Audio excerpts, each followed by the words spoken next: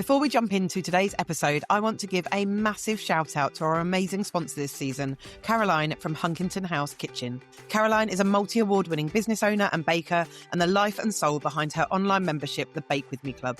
She helps people of all skill levels bake with confidence from the comfort of their own kitchen. She's passionate about making baking simple, fun and healthier, and her classes are hands-on, interactive and packed with tips and guidance. Right now, Caroline is sharing a fantastic free download with listeners called 5 Secrets to Make a Perfect Sponge Cake. It's full of her tried and tested simple tips so you can bake beautiful, delicious sponges every time without the stress. You can grab it at www.huntingtonhouse.kitchen.co.uk/5 secrets. I'll make sure to pop the link along with all the ways to find out more about Caroline and her Bake With Me Club in the show notes too. In the meantime though, let's get back to the episode that you're here for. Can we all please just have an honest moment about Reels? Because I don't know about you, but I feel like everywhere you turn at the moment, someone is telling you that you need to be using them, that you should be posting them, that you have to be creating video if you want reach or if you want engagement or if you want to grow. And it is loud, it's relentless. And for a lot of small business owners, it is exhausting. Maybe you have never made a reel and the pressure just makes you freeze every time you think about it. Or maybe you have made them and you just cannot face filming another one. So if that is you, I want you to take a breath. Because in today's episode of Show Up and Be Heard, I am cutting through some noise and putting complicated strategies and all of the shoulds to one side. And instead, I'm sharing an alternative type of post that is also great for reach and engagement. So if the thought of filming another reel makes you want to throw your whole business in the bin, then this is the episode for you. But before we dive in, if you are new here, hi, I am your host, Becky McAvoy. I am a multi-award winning social media marketer and the dreamer behind Be Heard Socials and the boss Your Socials Club. I created this podcast to help women like you simplify your life and grow a business on your terms without the overwhelm. So if you're ready for some no BS advice, practical tips and honest chats that make social media and business feel lighter and more doable, then you are in exactly the right place. Whilst you're here, can I please ask a tiny favour? If you're enjoying the show, it would mean the world if you could follow the podcast and leave a quick review. It genuinely helps more women discover the show because the more engagement it has, the more the platforms recommend it to people who need this kind of support. It only takes a small moment, but it makes such a massive difference. Thank you so much. Now let's get started with this week's episode. Okay, so before anyone comes at me, I just want to start by saying that I am not against Reels, and the advice isn't wrong, that they are a great way to grow, and lots of the main platforms are focusing heavily on video content. But what I am saying and what I want to talk about in this episode is that they are not the only way to get reach. And I think that's a lot of what the noise would have you believe. And they are definitely not the only way to get engagement or to grow a business or to show up or market your business on Instagram. They just aren't. They're not the only way.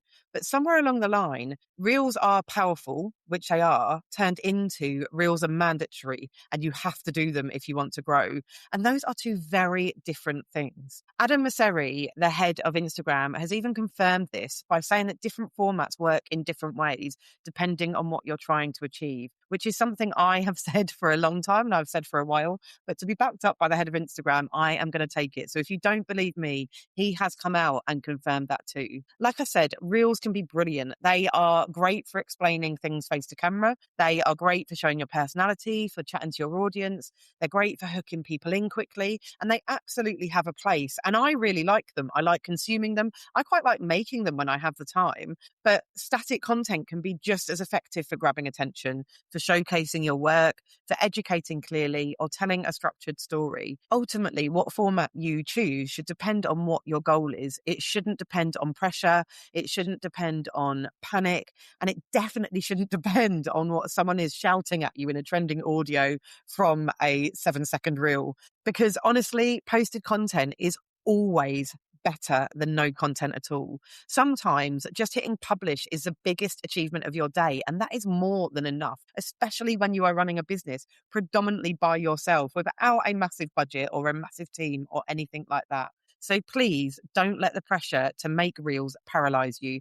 Do them if you want to and have a go at them if you want to, but not if it turns into something that makes you resent creating content, resent being on Instagram, resent marketing your business on social media.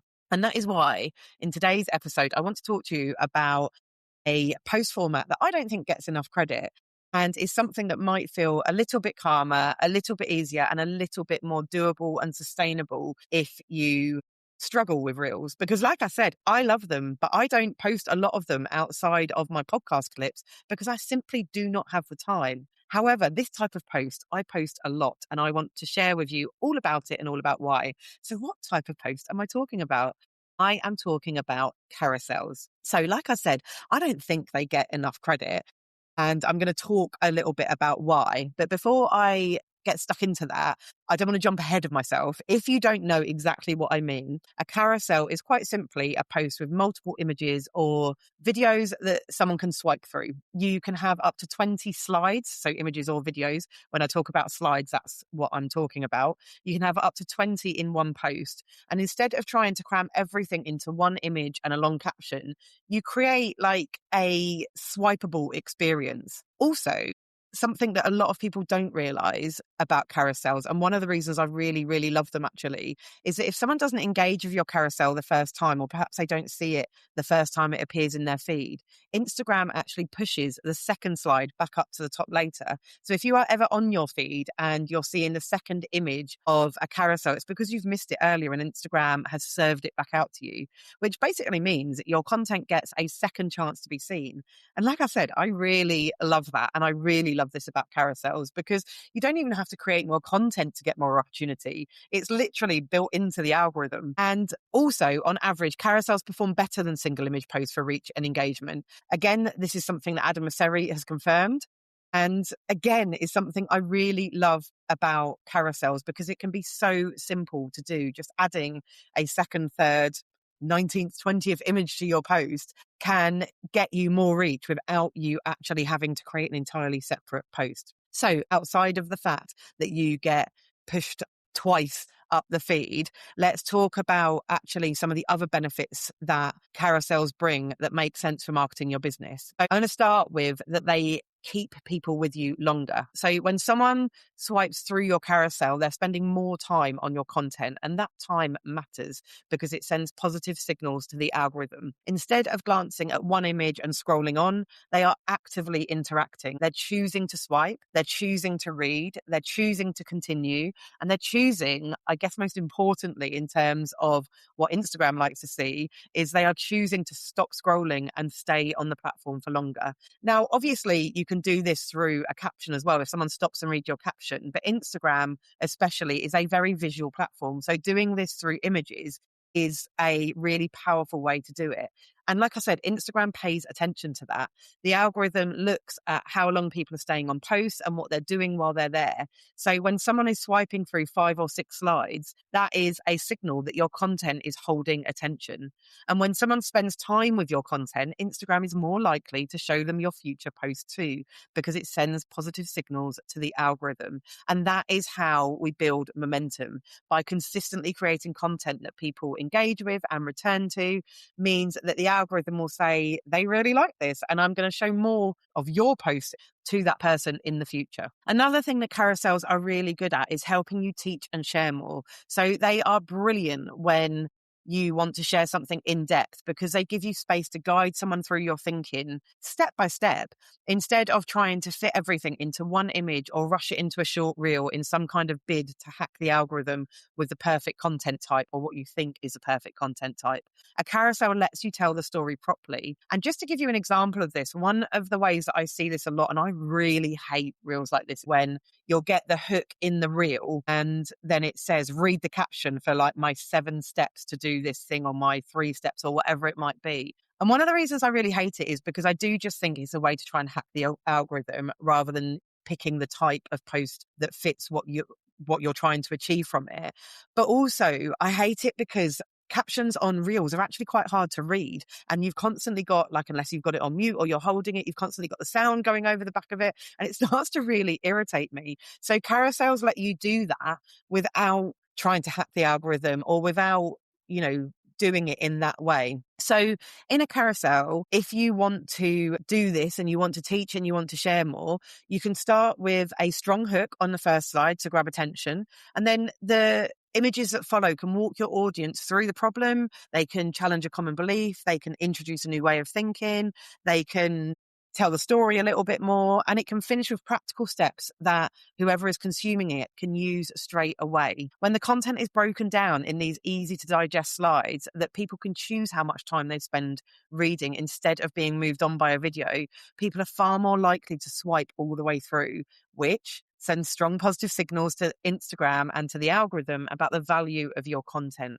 And that is only a good thing. Another great thing, which I touched on just now about carousels, is that they are brilliant for storytelling. So one of the things I really love about this post format is how naturally they let you tell a story. You can guide someone through an idea or a concept step by step, like I said, instead of expecting them to get it all in one glance or to read quite a difficult to access caption to be able to consume that information. For example, you could start with a slide that hooks attention, maybe something like, you don't need to post reels to grow. Like that might be something that I might do. Then the next slide might gently challenge the common belief, followed by one that explains why that belief isn't a whole story. After that, you can introduce a solution, show practical examples, and finish with a slide that tells people what to do next. It's structured, but it doesn't feel rigid. It feels like a conversation with your audience, not a performance, and people can follow along at their own pace, which keeps them engaged. And because they're swiping through that content rather than scrolling past it in seconds, it's a really effective way to build trust and connection. You can use text images. Like I said, that first slide can just be a text hook, but then you can use actual picture images to engage people whilst they're scrolling through it. Or you can even do sales posts like this, where you share what your services are, and then maybe the slide after it is a testimonial about that service or explains a bit more about it. They basically give you the space to explain, to educate, and to inspire, all while keeping it simple and easy for people to digest, which is really key to people consuming your content. Okay, so I just want to talk about the pressure properly because, like I said, I don't hate reels, and this isn't really about formats. It's about pressure. That's what I'm talking about in this episode. It's about feeling like you're behind, like you're doing it wrong, like you're missing a trick somehow. And honestly, that's what I really hate seeing. And it's what I really hate when people come and speak to me about how they can't show up on Instagram because they hate reels or they struggle with it or they're really overwhelmed or they've pushed themselves to burnout. Because ultimately what I'm seeing is brilliant people, brilliant women and brilliant business owners not showing up at all because they think it's pointless if they can't do reels or video content. Like I said, and I want to be really clear about this, I actually really like reels. They're a brilliant way to grow. They're a brilliant way to show personality and connect with people and hook new audiences in. And they're a great way to get reach. I use them myself. I use them a lot myself, and I actually quite like creating them. But what I don't like is the pressure, the shoulds, and the idea that if you don't do reels perfectly or at all, then you just shouldn't bother posting anything because what's the point? That kind of mindset really crushes momentum and it holds women and small business owners back. But I think when you remove the word should, you make better decisions. You might decide to use reels occasionally for certain messages, carousels for deeper education, and single image posts to showcase your work. And that becomes about strategy rather than panic posting because someone on Instagram told you that you're invisible without video. Or it might be that you decide, do you know what, reels are too much for me right now and I'm not going to post them at all. It might even be that you decide carousels are too much for you right now because ultimately it is more images to create for that post and you're just going to do single image posts. But it's about being strategic about it, like I said just now, but also it's about pressure and taking that pressure off yourself.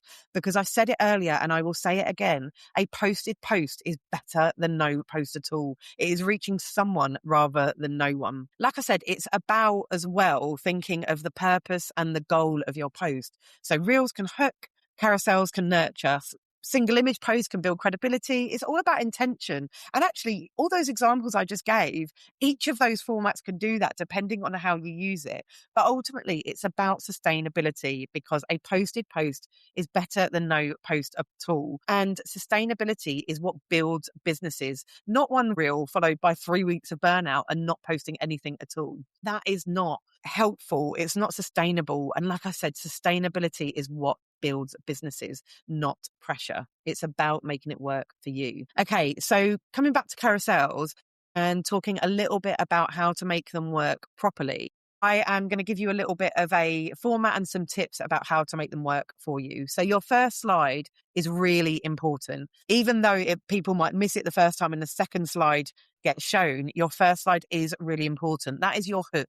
It needs to stop the scroll and it needs to clearly tell someone why they should swipe. It should ideally have some text on it so people know what they are swiping for, even if it has an image background. No tiny fonts, no clutter, no trying to be overly clever. Clear beats clever every single time, even if it isn't as aesthetically pleasing as you might like it to be. Then, as someone swipes, each slide should move them forward. Now, remember, your second slide might be what people see first. So that sort of needs to make sense in context of what you're posting about as well. But like I said, each slide will move people forward. And whether you are doing 2 slides is a carousel as much as 20 slides is. So it's not about using as many images as possible. We're talking about no fluff, no padding, no repeating yourself in slightly different words just to make it longer. If a slide doesn't add value or deepen understanding, it doesn't need to be there. Every slide needs to earn its place. And a 2-slide carousel is just as powerful as a 20-slide carousel if that's all you need to tell your story. Design wise, again, keep it simple. Instagram is fast. If your slide looks overwhelming, people won't read it. You want a clean background. You want clear sort of structure to it and plenty of breathing space. You don't need fancy graphics. You just need clarity. And it's all about what you can create. I'm not saying don't make it look pretty or don't make it look beautiful. If that doesn't overwhelm you, then by all means do that, but it doesn't have to. I also want to talk a little bit about the caption because this is where people either overcomplicate it or ignore it completely. So if your carousel is holding the main value, which it should, your caption doesn't need to repeat everything that you've said in the carousel. And most of the information should go into the slides of the carousel because the point is we want people to stay on it. We want people to swipe through it. So you don't need to copy and paste the whole thing underneath, but instead think of your caption as a place to support the post and then optimize it. This is where you can naturally weave in some keywords to optimize for SEO on Instagram. So if it's about social media tips, mention that as a keyword in the caption or Instagram growth. You want it to sound natural. You don't just want to throw a load of keywords in there. Write in full natural sentences, not a list of those hashtags or keywords just stuffed into it, but intentionally include those phrases so Instagram understands what your post is about. Keep it short and sweet if you want to. It could literally be the call to action that's at the end of the carousel. You repeat that in the caption with a couple of keywords or a couple of reinforcing sentences that summarize what you said in the carousel with some keywords in it, a line that adds context and then your call to action. That is more than enough. You have put a lot of effort into creating the images, so make the caption as simple and easy to put together and as little time consuming to put together as possible. And then please, please, please end with a clear call to action on the last slide. Tell them what to do next. Comment, save, share, DM you, whatever it is you're asking them to do. Remember that we are not creating content for the sake of it. We are marketing. So ultimately what I am saying is your first slide is the hook, your last slide is the call to action, and then the middle slides are your storytelling, your context, the thing that you are leading people through. You don't need to use all 20 slides. You don't need to overcomplicate it. Just keep it simple. Remember, first slide, hook, final slide, call to action, middle slides, the context, the storytelling, the sharing of tips and the adding value, depending on what your carousel is about. Okay, so if you've been avoiding posting altogether, I get it. It's a lot and it can be, you could have even listened to this and gone, oh God, I don't want to do reels, but carousels sound just as overwhelming. So I really want you to hear this part of the episode. You are not behind. You are not failing. You are not bad at Instagram. If all you're doing is posting single image posts, that is absolutely fine. Like I said, and I've said it a few times now, a posted post is better than no post at all. You might just be overwhelmed by noise and conflicting advice. So I really want you to simplify it. Like I said, get something out there rather than nothing. But if you want to play about with carousels, let's keep it really simple. This week or even this month, create one carousel. Give it a strong hook, share something genuinely valuable inside it, or your sales message inside it, and then add a clear call to action at the end and hit publish. That is it. No recording required, no dancing required. If all you do is 2 slides, it is still a carousel. It is not about the quantity of slides. It's about what's in it. And just try and create one. And I would really love to hear if you do that. I'd also love to know, are you team reels, team carousels, or are you about mixing formats in a way that feels sustainable? Because that is definitely where I sit in that last bit. It's about what feels sustainable. Like I said, I like to post a lot of carousels and some reels where I can. But if I am running short of time, then I don't do that. I just do some single image posts because it's more important that I get content out there. So yeah, I'd love to hear where you sit. And I would love if you could share this episode with a friend or to your stories, or just tell me that you've listened. That would be really great. And if you want support building a content strategy that actually fits your life and your energy, not one that exhausts you, come and have a look at the Boss Your Socials Club, because in there we are constantly cutting through the noise, removing the shoulds and building momentum in a way that feels doable. In the meantime, I will be back in your ears next week. Thank you so very much for tuning in. I am honestly so grateful you choose to spend your time here. Before you go though, if you love this podcast and you're a woman running a small business who wants to make social media easier and business life less lonely, I have got something for you. The Boss Your Socials Club is here to bring you inspiration, accountability, confidence and community. It's a place where we ban the word should because we believe in bespoke advice that will work for you, your stage of life and your business. You get a monthly content plan, ready to use templates, accountability and action sessions, a private members podcast, expert support, a brilliant community of women who get it and so much more. It's like having a mini social media expert and a bunch of cheerleaders in your pocket so you can show up with confidence without the overwhelm. Membership starts at just £14 a month and there is different tiers depending on the level of support you want. Thanks again for listening and I will see you next time.